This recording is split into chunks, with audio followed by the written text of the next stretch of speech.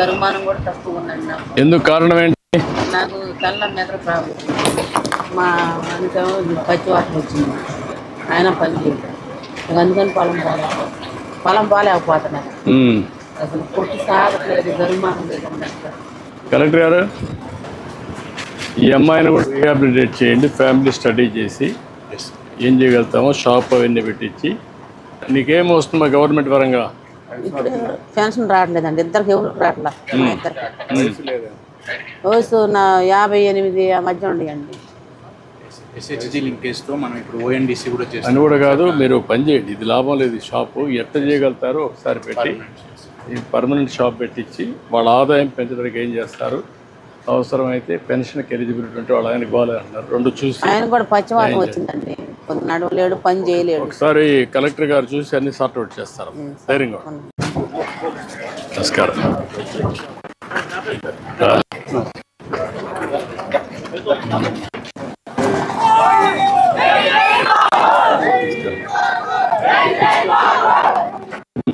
Sir నా garage కూర్చోండి sir, door తగిలిసి ఇది సార్ మామూలుగా ఇదే గ్యారేజ్. సరైన ఎక్విప్మెంట్ సామాన్ లేదు సార్, మిషనరీ కానీ ఏం లేదు. కలెక్టర్ గారు, ఇప్పుడు రెండు ఇది కాలువపురం గిల్లు కట్టలేరు కదా ఇక్కడ. ఇక్కడ ఎట్లా చేయగలుగుతారు?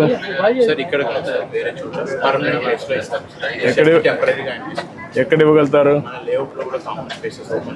అంటే ఐడియల్ ప్లేస్ ఉందా? ఒక మంచి ప్లేస్ ఐడెంటిఫై చేసి అక్కడ షెడ్ కట్టి నీకు ఎక్విప్మెంట్ ఎంత ఇస్తే అక్కడ పెట్టుకుంటాను. పెట్టుకుంటాను, చేయగలుగుతాను. ఓకే. కాబట్టి నువ్వు అన్నీ పెట్టేసి అతని ట్రైనింగ్ ఇచ్చి స్కిల్ డెవలప్మెంట్ చేసి అక్కడనే కావాలంటే కార్పెంటర్ రెండు పక్క పక్కన పెట్టుకోవచ్చు. మొబైల్ పెడతారా?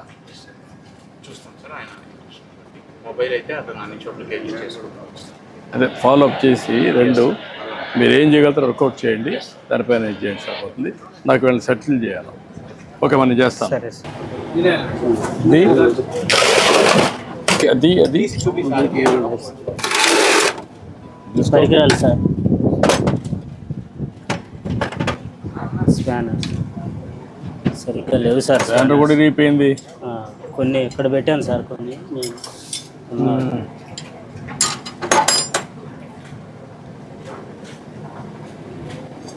సాయంత్రానికి చేసి పంపించేయాలి. అంటే ఇక్కడ ఉండదు కదా వెహికల్. అవును సార్, అంతే సార్. సాయంత్రానికి పంపించేయాలి. పంపించారు సార్.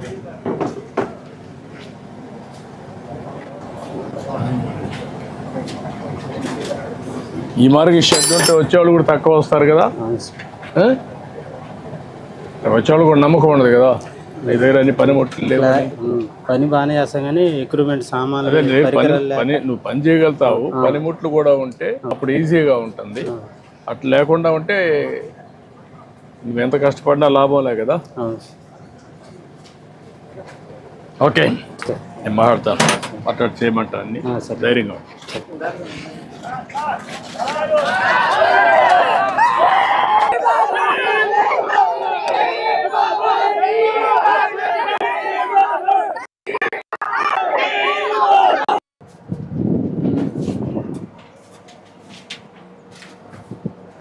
మొత్తం షాపు రేకులు బట్టి ఎన్నేళ్ళ నుంచి చేస్తున్నా? ఇది 37 సంవత్సరాలు పెట్టండి.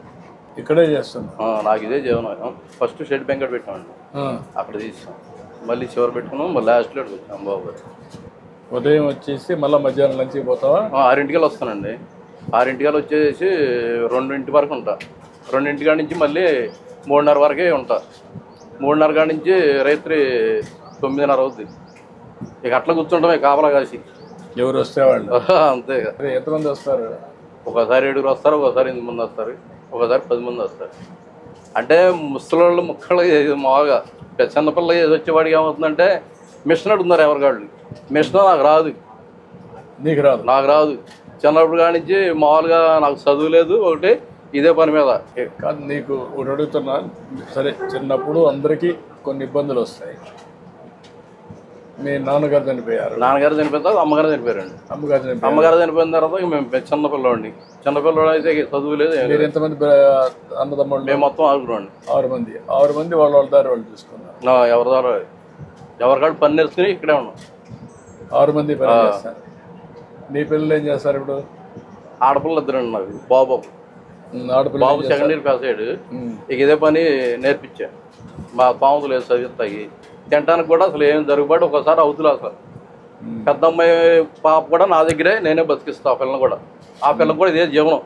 ఇక జీవనం ఏం లేదు. పెద్ద అమ్మాయి చనిపోయింది. ఆ పిల్లని ఇక మేమే తీస్తే మా దగ్గరే వదిలేశారు. ఇక పెద్ద అమ్మాయి చనిపోయింది కాబట్టి కూతురు మీద మా దగ్గరే ఉండదు. ఒకే అమ్మాయికి పాపకి ఒక అమ్మాయి ఒక అమ్మాయి. కొడుక్కి పెళ్లి కలదు, ఇంకా పెళ్ళి లేదండి. బాబు ఇక్కడే ఉన్నాడు. వెనకాల ఇప్పుడు నీకు ప్రభుత్వ పరంగా ఏమి ఇస్తున్నారు? బీసీ కార్పొరేషన్ లోన్ పెట్టానండి. ఇప్పుడు పెట్టావా? మొన్న పెట్టాను. మొన్న పెట్టావా? అంతేనండి. అయితే సోటు మట్టి మా సెంటు భూమి ఉంది బాబు గారు. మీరు ఎట్టబడ్డా ఏదో కూడా లైన్ చేయాలి. కాదు, నువ్వు బాగుపడాలంటే ఏం చేయాలి చెప్పు? ఏం చేస్తే మీ అబ్బాయి కూడా పెట్టా? అబ్బాయిని అనమాట. మీ అబ్బాయిని కూడా వీళ్ళ అబ్బాయి అంటామనండి. రా రండి ఇద్దరు. ఇప్పుడు మీరిద్దరు నువ్వు కూడా ఈ పని చేస్తావా?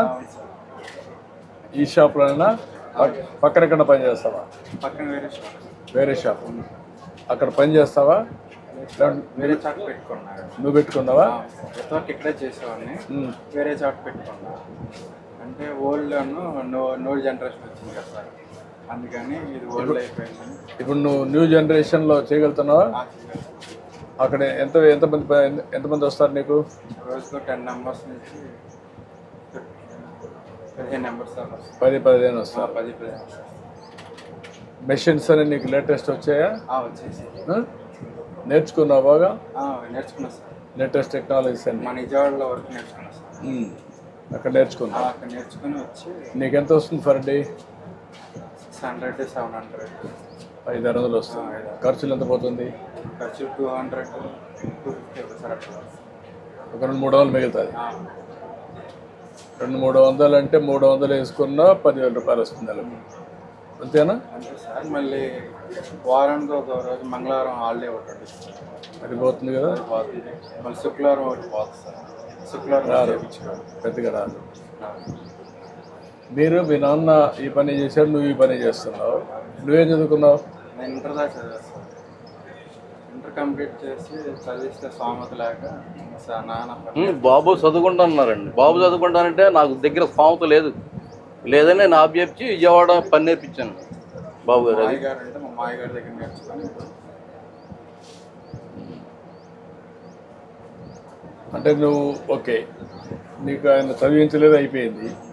నువ్వు తర్వాత ఏమైనా ప్రయత్నం చేస్తున్నావు చదువుకోవడానికి కూడా ఈ పని చేస్తూ? సార్ దీంట్లోనే ఎలా డెవలప్మెంట్ అవ్వాలని చెప్పి చూస్తున్నాను సార్. ఆ చదువు కూడా ఉంటే నీకు లాభం వస్తుంది కదా, రెండు చేయొచ్చు కదా. కాదయా, నువ్వు పెళ్లి చేసుకోవాలి, 10 రూపాయలు సంపాదించాలి, నీ నాలెడ్జ్ పెంచుకోవాలి, మరి ఎట్లా?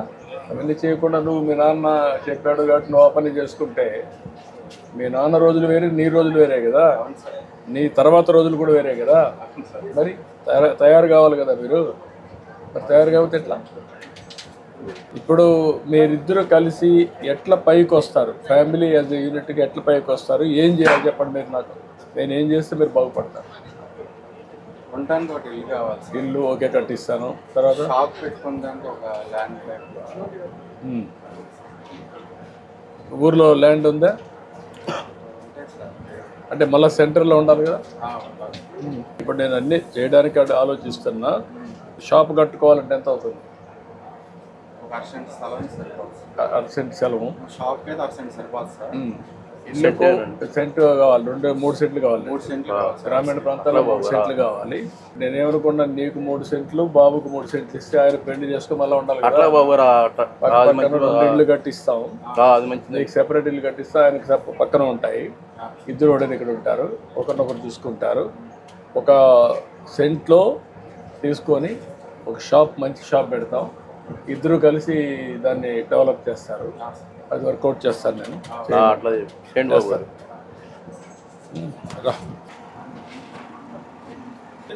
గుడ్. ఇప్పుడు అన్నీ ఆటోమేషన్ అవి తీసుకొచ్చా ప్రస్తుతానికి మీకు ఉపయోగపడతాయి.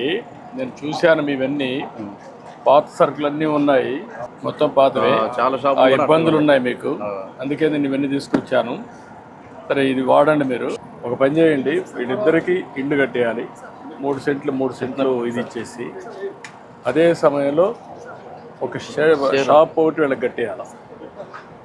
ఒక 1 సెంట్ ల్యాండ్ తీసుకొని షాప్ కట్టి ఒక మోడర్న్ షాప్ ఒకటి సెట్ చేయాలి. ఎంత అవుతుంది ఎస్టిమేట్స్ తయారు చేయండి. 6 మంత్స్లో కట్టగలుగుతారా? 2 ఇండ్లు షాపు, దానికి ఏం కావాలన్నా మోడర్న్ షాప్ కట్టి యూ క్యాన్ హ్యాండ్ ఓవర్.